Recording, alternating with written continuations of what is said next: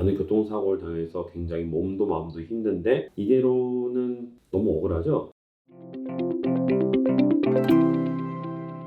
보험금 청구 기술 보청기 구독자 여러분 반갑습니다. 교통사고를 당하면 상대방 보험 가지고 처리를 하죠. 근데 내가 과실이 많은 사고를 당했다. 그러면 내 보험을 가지고 처리해야 되는 경우가 생깁니다. 그래서 오늘 이 시간에는 내가 과실이 많은 사고가 발생했을 때에 대해서 실제 손해배상 사례를 들어서 설명해 드리겠습니다. 새벽에 한 부부가 지방에 갔다가 올라오는 길에 교차로를 만났어요. 교차로는 황색 전면등이 깜빡깜빡 거리고 있었는데 거기 이제 직진하고 있었는데 옆에서 택시가 똑같이 달려오고 있었고 그대로 충돌했습니다. 그래서 이 사고로 운전자분과 옆에 계시던 아내분은 디스크가 발생했고요. 과실은 어떻게 됐냐? 서로 황색이면 잠시 멈추거나 속도 줄이고 가야 되는데 서로 안 그러셨고요. 그래서 둘 다 과실이 좀 많이 잡히셨고 다만 제 환자분이 먼저 진입을 했다 보니 과실은 40% 정도로 정리가 됐습니다. 자, 내 과실이 많은 자동차 사고가 발생하면 내 보험으로 한다고 말씀드렸죠. 정확하게는 내가 가입한 자동차 종합보험에서 자기 신체 사고라는 담보를 적용하여 보상을 받습니다. 이때 가입하신 상황에 따라서는 자동차 상해나 자손 담보로 나뉘게 되는데 자손에 의한 담보는 내 과실만큼을 보상받을 수 있는 것이고 자동차 상해는 내 과실과 상관없이 100%를 전부 다 보상을 받을 수 있습니다.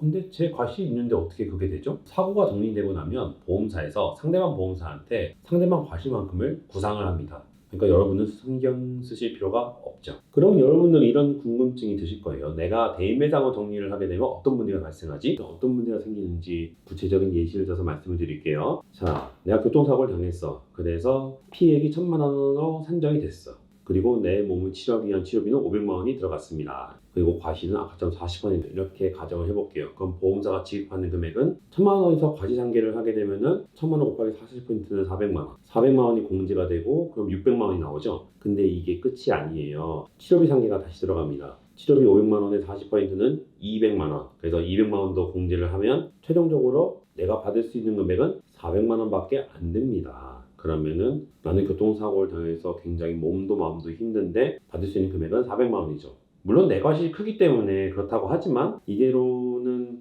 너무 억울하죠. 근데 자동차 상해를 적용하면 아까 말씀드린 피해액 1,000만 원이 그대로 내 수중에 들어옵니다. 따라서 자동차 상해를 진행을 해야 이 건은 제대로 된 보상을 받을 수가 있습니다.